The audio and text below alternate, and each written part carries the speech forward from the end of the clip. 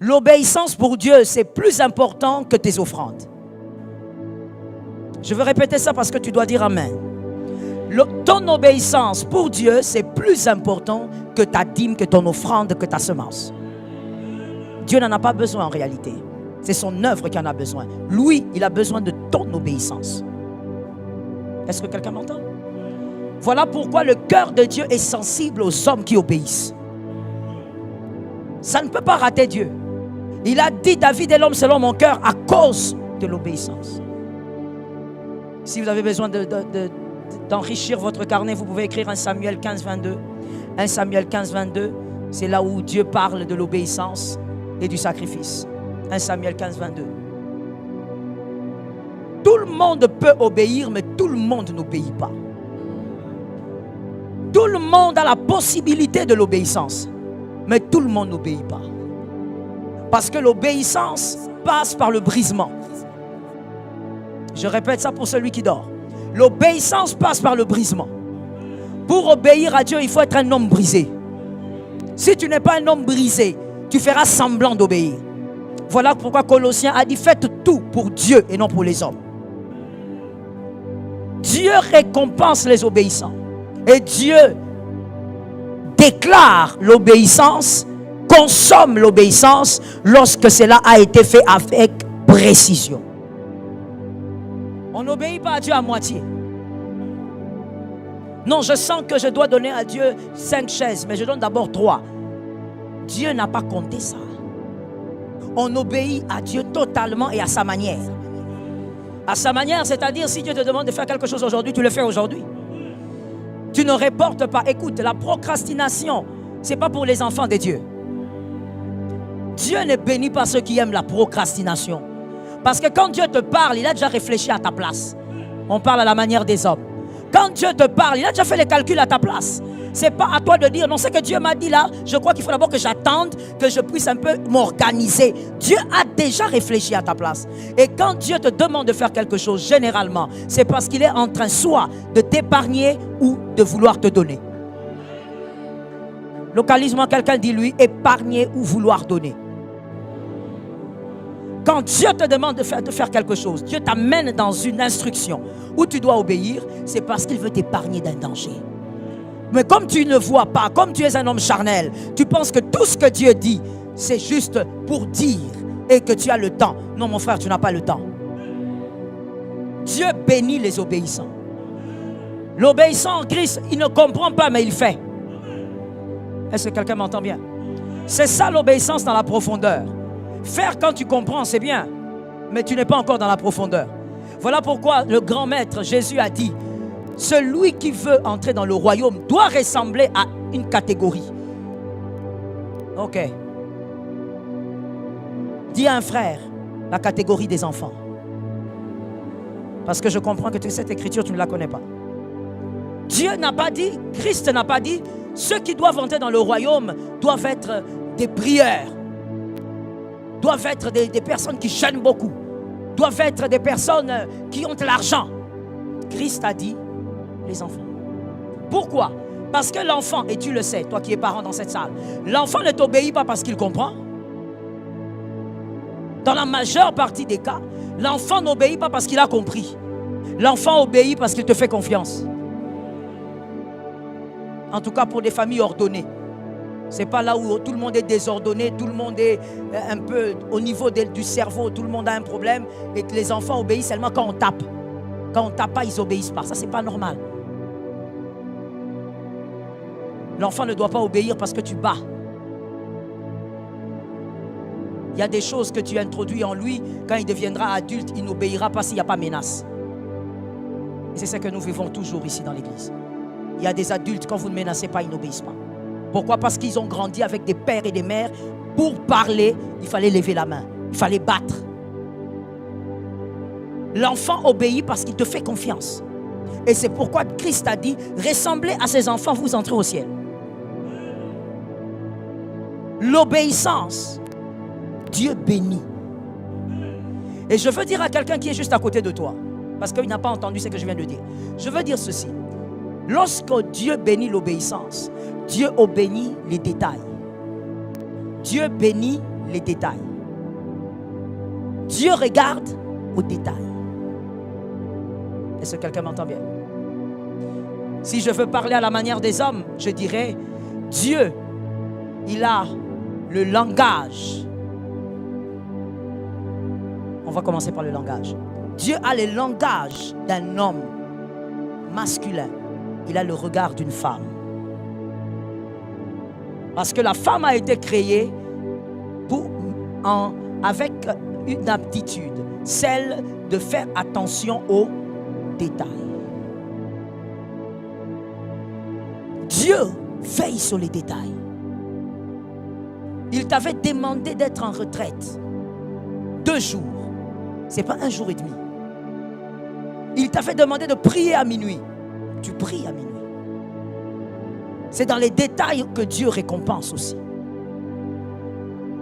Ne soyons pas simplement des chrétiens qui attendent la rémunération sans comprendre que ça passe par une certaine logique. Tu n'as pas été obéissant. Tu n'as pas payé le prix. Tu auras du mal à vivre Samuel. J'aime beaucoup cette écriture-là, où je veux seulement raconter ce qui s'est passé. Samuel. Samuel est le prix de l'obéissance. Aide-moi à dire à ton frère, Samuel est le prix. Samuel est le prix de l'obéissance. Alors, quelqu'un va me poser la question, comment ça? Écoute-moi bien s'il te plaît, et si possible, tu vas écrire après. Samuel est le prix de l'obéissance, et l'obéissance à quoi? L'obéissance à ce qui est juste. Et c'est très important aujourd'hui pour nous, enfants de Dieu, surtout en ce siècle pourri, de faire attention à ce qui est juste. Il faut qu'on apprenne à vivre dans ce qui est juste. Le chrétien d'aujourd'hui banalise ce qui est juste. Qu'est-ce qui est juste? Par rapport à Samuel et à Anne, parce que c'est Anne sa maman. Pendant que Péniéla est en train de mortifier Anne, pendant que tout le monde insulte cette femme, l'homme est même allé prendre une seconde femme pour faire des enfants. Cette femme, au lieu de se laisser distraire par Pénina, au lieu de se laisser entraîner par les critiques, elle a fait ce qui était juste. Qu'est-ce qui était juste? Se focaliser sur son problème. Elle pouvait faire comme tout le monde. Combattre aussi Pénina.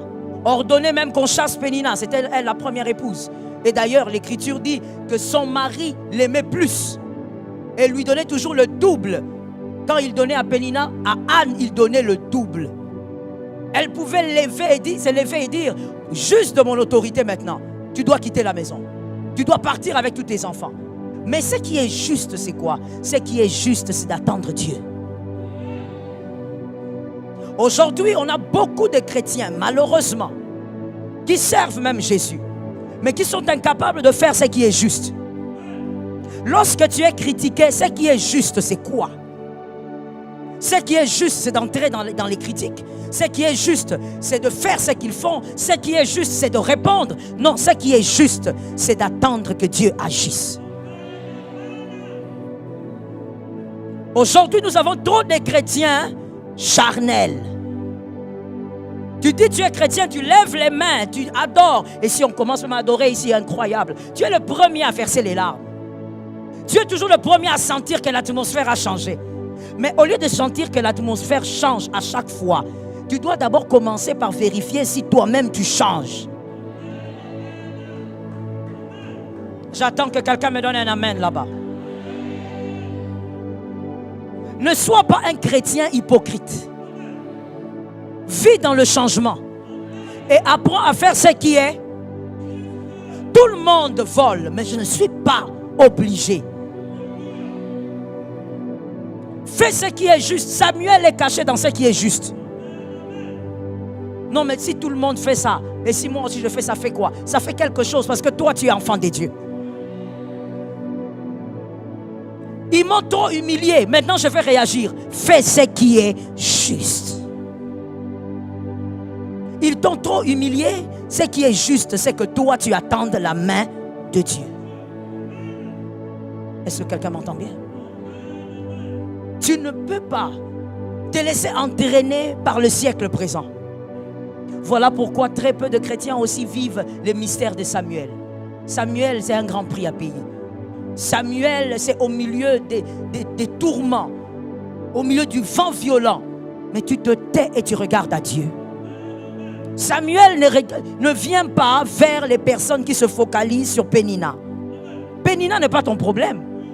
Le problème des enfants de Dieu aujourd'hui, c'est de savoir, discerner quel est le vrai problème dans ta vie. Ce n'est pas Pénina. Qui a créé Pénina? Merci. Qui a donné la bouche à Pénina? Qui a permis à Pénina d'avoir une langue? Qui a donné un cerveau à Pénina? Qui a donné les enfants à Pénina? Alors quand il donnait, est-ce qu'il ne voyait pas qu'il ne te donnait pas? Voilà pourquoi Dieu aimait David. David, quand il avait été humilié par son fils, propre fils, il a dit, les serviteurs lui ont dit, mon Dieu, David, laisse-nous même tuer celui-ci. Ils sont nombreux à t'humilier, mais laisse-nous même l'opportunité qu'on frappe celui-ci. Trop, c'est trop. On ne peut pas te rabaisser comme ça. Tu as quand même été roi. David a dit, leave it. Laissez ça. Ne faites rien. Peut-être qu'en laissant les gens m'humilier comme ça, alors que moi j'étais roi en Israël, Dieu va voir ma honte. J'attends que tu me donnes 3 amens. Tu dois apprendre à faire ce qui est juste. Non ce que les hommes veulent que tu fasses. Ne change pas à cause de la pression du monde. Fais ce qui est juste. Ne change pas parce que les hommes t'acculent. Le cœur de l'homme est compliqué. Les mêmes qui t'acculent, si tu restes dans la justice, ils viendront acclamer Samuel. Ils seront là en train de dire, comment tu as eu Samuel? Laisse-nous porter Samuel. Mais c'était les mêmes qui étaient en train de t'acculer. Ne sois pas un homme réactif. Ne sois pas une femme réactive. Agis par le Saint-Esprit. Fais ce qui est. Aide-moi à dire à un frère, la justice. La justice. Fais ce qui est juste. On m'a trop insulté dans cette famille. Oui, d'accord. Qu'est-ce qui est juste? Parce que, écoute, réagir c'est facile. Hein? Réagir c'est très facile. Ça ne coûte d'ailleurs rien. Il te suffit d'ouvrir la bouche et puis c'est fini. Mais ça t'amène à quoi? Tu dois savoir qu'à chaque fois que quelqu'un, païen ou chrétien, bouddhiste, peu importe, quand quelqu'un fait quelque chose, tu dois savoir que cette chose amène quelque part. Toute action amène quelque part. Pénina a fait des choses, ça a mené quelque part. Anne aussi a choisi d'agir et ça a mené quelque part. N'agis pas pour perdre ton temps. Agis pour gagner le cœur du Christ. Est-ce que quelqu'un m'a entendu quelque part?